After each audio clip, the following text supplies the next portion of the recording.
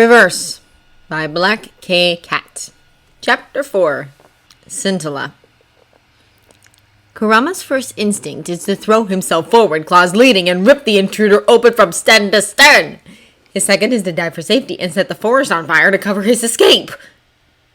His third, in contrast, is to twitch with tension but otherwise stay where he is because that lichen-like shock of gray hair is very, very familiar.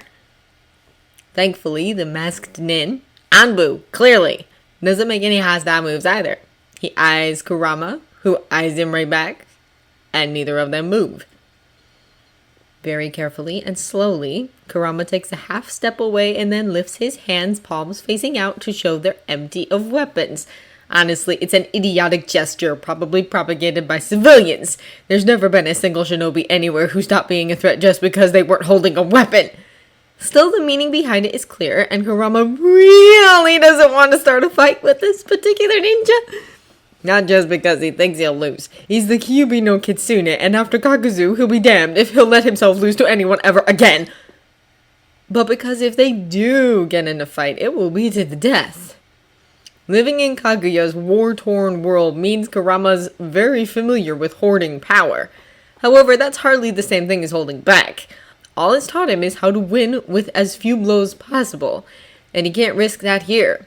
Not with the changes to the timeline, and to Naruto himself, that will doubtless occur. If it comes down to it, he'll abort the mission and go chop the stupid firewood. He's not about to risk his Naruto never coming into being because of this man's death. Then the man's head tilts, bird-like and curious, and he lifts gloved hands. Rapid-fire hand signs flicker in the firelight, and Kurama squints at him dubiously. He might have shared headspace with Naruto for almost 40 years, and as Hokage, Naruto had to learn Anbu sides. But like fuck, he knows what the collection of gibberish means. A sharp gesture, clearly impatient, and then the Anbu repeats the signs more slowly. Now that he can actually see the things, Kurama can catch a few he remembers.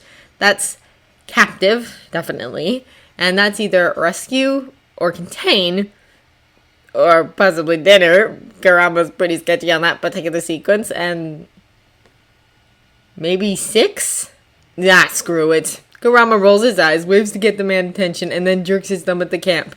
He holds up 8 fingers for the 8 bandits grouped around the fire or sleeping off to the side, then points at himself, at them again, and then drags a finger across his throat in a gesture that can't be mistaken. For a long moment, the Anbu stares flatly at him. Then he sighs softly and nods in agreement. Good enough. Giving him a toothy smile, Kurama digs his claws into the tree trunk and leaps upwards, silently pulling himself onto a wide limb. From there, it's easy enough to inch his way along the branch and out over the edge of the camp, and one look tells him just what the Anbu was trying to say. There's a girl. Young, small, delicate-looking, her hair up in buns and tears on her cheeks. Her dress is better quality than anything he's seen in a long time, and she looks too scared to be a shinobi. Civilian, then, and likely noble. Probably a hostage of some sort. Kurama grimaces faintly to himself because that just made everything more complicated, but it's salvageable. Probably. A quick glance shows that more than half of the rough-looking men are bedded down, either asleep or on the verge of it, with only 3 sitting awake around the fire. There's one on either side of the girl, but Kurama thinks he can work around that. Quickly, he shrugs out of the voluminous kimono shirt Han provided, reknots the sash around his waist, and looks for his temporary ally. From the shadows, near the base of the tree, the Anbu looks back, mask tipped questioningly. With an effort, Kurama dredges up a few of the very, very long-forgotten hand signs, which he honestly never paid any attention to, mostly because it was Sasuke teaching Naruto, and things had quickly devolved into sex, and signs carefully and awkwardly, I retrieve. Cover, a nod, sharp and quick, and the man crouches down, letting his body block the light as he draws his tanto so that no one will notice its glint. Seeing that he's ready, Kurama takes a breath, gathers himself, and leaps! black cloth drops right over the little girl's startled face, covering her completely, even as Kurama lands on the man at her right. A shove puts the bandit on the ground, and a sharp twist breaks his neck before Kurama launches himself at the other guard, claws first. At the same moment, the Anbu explodes out of the shadows, appearing between three bandits as they scramble to their feet. But Kurama doesn't pause to watch. He tears out the guard's throat in a splatter of blood, ducks the swing of a third's long knife, and then gathers his chakra and swipes down hard. From this distance, with a bijou shockwave set against a normal human, Kurama hears bones snapping as the bandit and the man behind him both go flying. Fighting hasn't been this easy in a long time! Kaguya's undead soldiers, pulled up like grizzly puppets by their chakra networks and drawing power directly from the goddess herself, were never this easy to put down, and they always tended to get back up unless burned to ashes. But these are humans, civilian men, who can't even hold chakra, and Kurama feels almost ridiculous pitting his strength against them. It's one thing for the Kyuubi to wipe out whole towns full of humanity's darkest members, but 8 of them with assistance? It almost makes up for his stupidity against Kaguzu yesterday. The last of the Anbu's 3 opponents is just falling as Kurama straightens the girl safely behind him. The last bandit is trapped between them, wild-eyed and pale, clutching a dulled sword. With a low laugh, Kurama takes a menacing step forward, and man's eyes automatically dart to him. Too late, he realizes the consequences of the action. His head snaps up, over-blooming, but at the same instant, a tanto drives right through his back. For a long moment, there's silence, and then with a short, choking gasp, he crumbled bonelessly. Kurama's seen enough death. He doesn't linger to watch this one. Leaving the Anbu to deal with the bodies, Kurama turns to where the bound little girl is still sitting, covered by his shirt. The fight was quiet, but for her sake, he hopes she passed out rather than listening to it. The kid can't be more than 4, if that, and Kurama remembers the orphans Kaguya's forces left behind. He's dealt with enough traumatized kids for one lifetime, thanks. Futilely, Kurama wipes his gory left hand on a clump of grass, then gives it up as hopeless and simply tucks it a little behind him. With his clean hand, he reaches out and pulls the dark cloth off the girl's head, and when wide, terrified eyes snap to him immediately, he gives her the gentlest smile he can muster. What would the brat do? He thinks a little desperately. How would Naruto handle this? Think! Hey, he says softly. You're okay now. They're never going to be able to scare you again. You're safe. No matter how many other duties Naruto and Sasuke had, they always made a point of it to spend time with the orphan children. Every day they were in camp or traveling, they helped care for the kids, played or taught, or simply talked to them, and Kurama can't help but remember those pale, tired, grief-stricken faces right now. There's not really any use comparing kidnapping to seeing your entire world shattering around, because they're horrible in different ways, but they're both terrible. They're both things no child should ever have to face. Kurama is fond of kids for the most part. He likes them well enough for being tiny larval stage humans, but he's never really had to interact with them beyond just watching Naruto do it. Once or twice before things got really bad and they had to conserve strength wherever possible, Naruto had let Kurama manifest a time or two so the brats could use him as a jungle gym. It had been well beneath his dignity, but even so, Kurama had never complained. They were wary of him for the first few minutes, but after Naruto had scaled his side and perched proudly between his ears, laughing his idiotic head off, they'd been more than willing to take advantage. Having humans accept him so easily, overcome their fear so quickly, that part Kurama had enjoyed. This, helping the girl, is something Naruto would have strongly approved of, even if he would have been saddened by Kurama's slaughter of the bandits. Kurama doesn't particularly care about the latter. He's still a bijou, after all, still the creation of chakra that feeds off malice and hatred. But for Naruto, he'll try to keep her spirits up. The terror in her face isn't quite disappearing, although it's easing a little. She blinks, sending more tears cascading down her cheeks, but she's stopped whimpering. Kurama gives her another smile, trying to make it encouraging rather than scary, and reaches out slowly. I'm going to get that gag off if you're okay with me touching you, he soothes. Once that's gone, you might feel a bit better. Lifting his hand, he twists it to show her his nails and says, I don't want to cut you, but these are pretty sharp, so try not to wiggle. It okay for me to take that off? A pause? And then the girl nods emphatically, making muffled noises. Kurama chuckles a little, reaching out, and she goes determinedly still. Here goes, he warns her, then tips her head slightly to the side, slides the claw up under the rough twine, and presses carefully. It takes a moment, and a bit more pressure than he'd like, but with one or two cautious sawing motions, the threads part. Kurama unwinds them from her head, and then helps her get the wad of cloth out of her mouth. While she's busy spitting out stray threads and making disgusted faces, Kurama cuts through the rope spanning her hands and legs, and remembering the few times Naruto got tied up, carefully starts to rub the chafed areas to get the blood flowing again. The girl hisses a little and Kurama winces. Sorry, but we don't want your fingers falling off, right? He murmurs, glancing up, and finds that wide blue eyes are fixed on his face.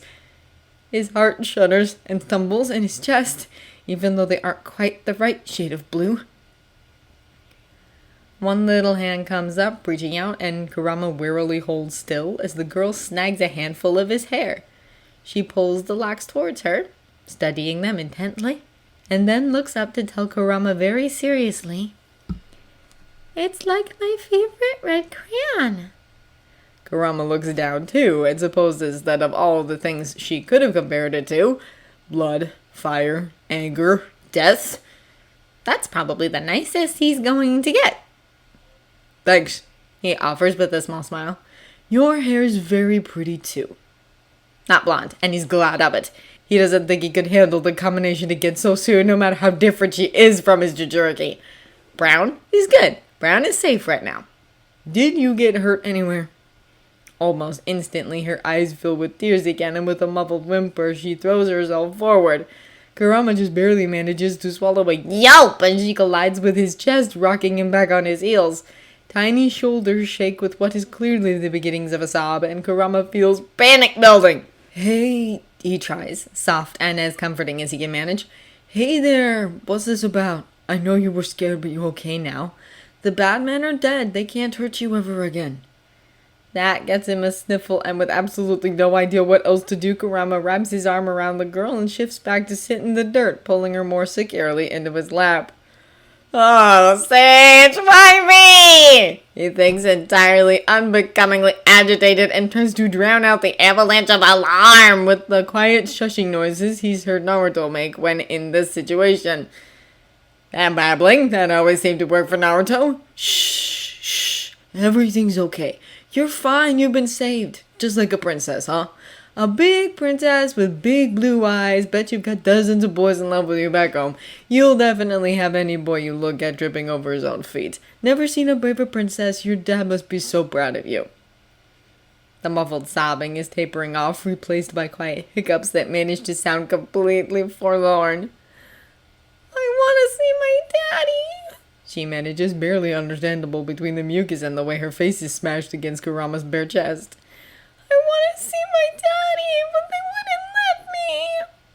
Kurama casts a desperate glance at the Anbu, who is like a damn coward, keeping a good 10 feet between them at all times, even as he warily checks the perimeter. The man seems to feel his look because he glances back and answers the questioning jerk of Kurama's head with a single sign that's thankfully recognizable. Alive. Thank goodness. You're going to see him real soon, princess, Kurama assures her, and is unspeakably relieved when she pulls away enough to look up at him. Except those wide, wandering eyes might as well qualify as a lethal weapon, and it takes effort not to flinch back. Instead, he strokes his clean hand over her hair and gives her what is hopefully more smile than grimace. I promise he's waiting for you, and he misses you a lot. Look, he even hired a big strong Anbu to find you and get you back from those bad men. The girl shifts just enough to stare dubiously at the Anbu, who holds his ground and stares right back, brightly painted mask eerie in the flickering firelight. The man takes a step forward, as if to join them, and the girl squeaks in fear, ducking back down into Kurama's hold. Oh no. Kurama's getting a bad feeling about this.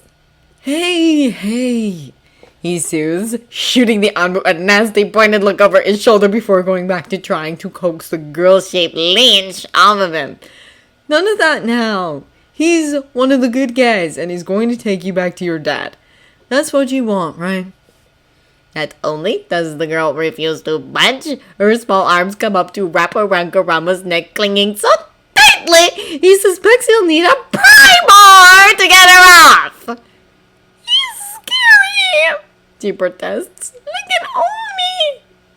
And there's that snivel again. Oh no.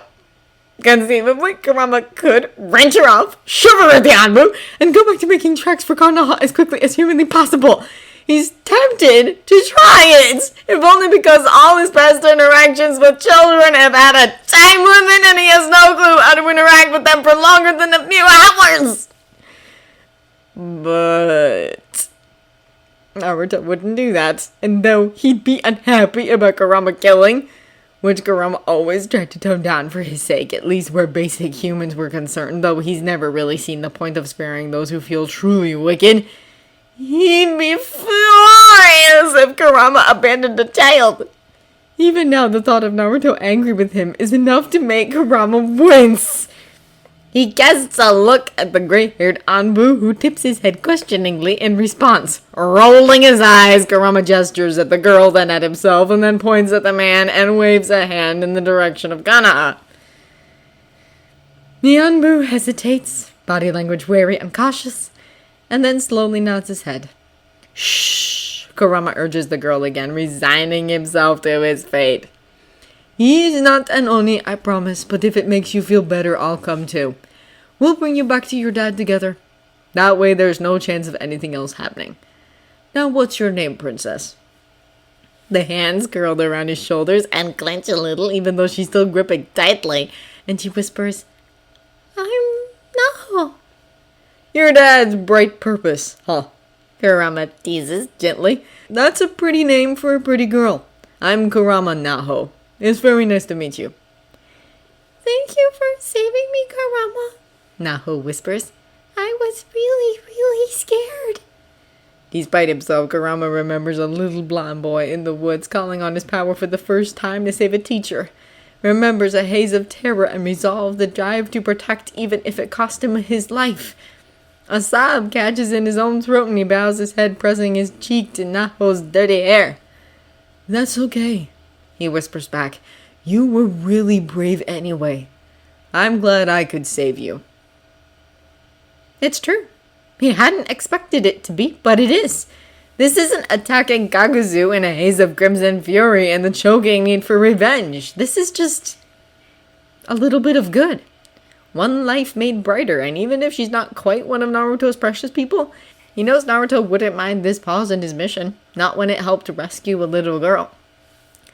An icy wind slides through the forest, rustling the treetops and making Kurama shiver. He eases back a little, stroking Naho's hair comfortingly, and clears his throat. Think you can let me get my shirt back on? He asks, patting her head. If I'm going to Konoha with you, I don't want to scare people. It's about a day and a half on foot, the Anbu says unexpectedly, making Naho flinch as he crouches down next to them. A sharp gray eye studies the girl and flicks up to Kurama's face. More quietly, he says, I can put her to sleep and take her myself. It would make things easier. Unconsciously, Kurama's arm tightens around the little girl and he bares his teeth before he can stop it. Keep your damn jutsus to yourself, he growls. She's just a kid and she's fine. I'll carry her, there's no need for that. The man snorts softly, even as Naho glances up at him with bright-eyed curiosity and says, My daddy told me those were bad words. Yeah, well, it was a bad suggestion. Kurama huffs, reaching for his shirt. The tacky blood on his fingers smears a little and he grimaces as he stands. That'll teach him to go for the throat with his bare hands. Thankfully, there's plenty of snow, and he settles Naho by the gnarled roots of a tree while he scrubs his skin clean. The Anbu follows, hovering like a shadow and making wary sweeps of their surroundings. Giving the man a roll of his eyes, Kurama shakes excess water from his hand, then reaches for his top. Cool it, he orders. No one with ill intentions is within a mile of us. We'll be fine. He shrugs the fabric on, and maybe it isn't as warm as it could be, but the heavy cloth is still a relief against the bite of the wind. Quietly enough that the girl won't hear, he asks, "Her parents are in Konoha, right?" "Her father hired me," the Anbu answers. "He was there when I left." Satisfied, Kurama nods and rises to his feet. "Are you cold, Naho?" he asks, figuring that she's not. Her robes look pretty warm, and she's got a shawl over her shoulders, but if she is, he has no compunctions raiding the bandit's supplies. It's not like they're going to be using the stuff after all. "I'm okay." The girl smiles at him, still a little wary, but mostly just sweet. "Are we going to see my daddy now?" "We are," Kurama assures her, crouching down to pick her up. She comes readily, and there are still tear tracks on her face. There's still a faint tremble in her voice. But she looks like a stubborn little thing, and despite the trauma, Kurama is willing to bet she'll be fine. Little kids are amazingly resilient. With a smile in return, he scoops her up, propping her on his hip, and turns to raise an expectant brow at his companion. The Anmu looks at him, looks at the girl, and steps back. "I'll set up a perimeter," he mutters and is gone in a blur. "Coward," Kurama huffs, but when Naho glances at him, he just shakes his head. "It's nothing, princess. Some people are just silly." She gives him another faintly tremulous smile and says, "If I'm a princess, does that mean you're my knight?" "Naruto would be laughing his butt off right now," Kurama thinks with a sigh, and it hurts like a crippling blow. But it's bearable, if gutting. "I could be," he answers, glancing at the sun that's just starting to rise and then turning south. "But I think I'd rather be a monster." He can't quite tell if that statement's a lie. This is Naruto's body, and as much as he'd prefer Naruto to still be the one in it, if that's out of the question, Kurama would rather it be in his own possession. And the irony of that statement makes him want to laugh bitterly. Then Kaguya's. Naho wrinkles her nose. "Don't monsters eat princesses?" she asks skeptically. "Well, normally, but you're a special princess," Kurama counters, tapping her lightly on the tip of the nose. "You've got powerful monster-taming abilities to make me your friend. Besides, I think the Amu over there would be a lot better at the whole night thing than I would."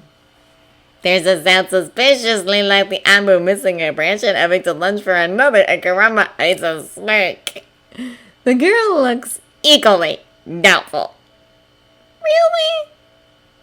Kurama really shouldn't. He doesn't want to get dragged into T&I the moment they set foot in the village after all, but... well... Kitsune and all that? "Sure," he says, just managing to smother the pure wickedness in his voice. "Anmu are strong and brave, right? And I bet Sir Anbu over there has a dark, tragic past he's trying to atone for. That's how most knights are, right? He's probably really handsome under that mask, too."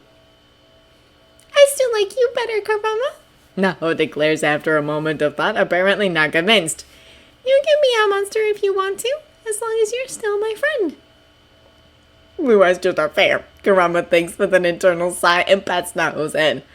"No worries," he tells her gently. "I'll be your friend for as long as you need me." Satisfied, Naho puts her head down on his shoulder, one arm curled around his neck. The thumb on her other hand is inching towards her mouth, but Kurama isn't going to say anything. He's hardly going to deny her what small bits of comfort she can find. Gently rubbing her back, he makes for a small break in the trees and then towards the road beyond the woods. Originally, he'd been planning to sneak into Konoha, find Naruto to make sure that some version of his Jinchuriki was still alive and well, and then hightail it back out to hunt Nanakatsuki. Still, as far as sneaking into a ninja village goes, walking through the front gate with an Anbu at his side will doubtless simplify things. Even if it puts him in the spotlight, Kurama's confident that he can slip a watcher if he needs to. He won't do anything to hurt Konoha. After all, there's never been a place Naruto loved more. But he won't let them hold him either. He's got his mission, the one Naruto died for, and he'll never waver from it. With deadly silence, the Anbu leaps from the trees to land in the road beside him, then straightens easily and falls into step. Kurama gives him a sideways glance only to find that he's getting the same in return, and has to look away again. Without the adrenaline, Without the fight, it's easy to remember just who this man is, what he meant to Naruto. Dead. Long dead. But still the pain that was second only to Sasuke's. So, he says gruffly, glancing down at Naho for want of a better place to aim his eyes. What should I call you? Names have power. Names have meaning. Kurama knows it better than anyone. Before, he only ever gave his name to one person, and only Naruto used it. Sasuke, Sakura, and the rest simply called him the Kyuubi, and Kurama preferred it that way. His name is his own, given to him by the Sage of Six Paths himself, and even now Kurama will never give it lightly. The rules are a bit different from humans, but Kurama thinks this man would agree with him. There's a long pause, and Kurama looks up again, have to check that the Anbu is still there. He is, gaze turned away, shoulders stiff and back straight. There's blood on his gloves, though he doesn't seem to have noticed. Or maybe he has. Kurama's not good at catching things like that, especially when he himself doesn't particularly care about the deaths they caused. Humans, and poor ones at that, and Naruto would yell and hit him for it, but Kurama will never mourn them. Then the man shifts just a little and lifts his head up. One gray eye, sharp and steady, and the other... Kurama feels his hackles rise at the sight of red and black and has to strangle back the low, furious growl that wants to rumble out. The Sharingan, and that Sharingan in particular, is never going to hold good memories for him. A quick tip of the Anbu's head to check their surroundings, a glance at Naho, mostly asleep already, and then he says very quietly, I'm Hound. Kurama inclines his head, but doesn't otherwise react. He already knew, after all, but he's not about to use a name he hasn't been given. A moment, a sudden thought, and then his mouth quirks up in a small, faintly wistful smile. Another bad idea, but... well, they always seem to work out pretty well for Naruto. Not looking at the man, he offers, Uzumaki Kurama, and pretends he doesn't hear Hound's breath catch. Well, there's something at least. Something to hold on to, Kurama thinks, burying his nose in Naho's hair and just... missing Naruto. Soon, he promises himself, and it will be. Even if it's just a glimpse, just a moment, that's all he needs. Proof that Naruto, even if he's not quite his Naruto yet, is still alive. Then he can move forward. Then he can keep walking. And he tells himself he won't look back.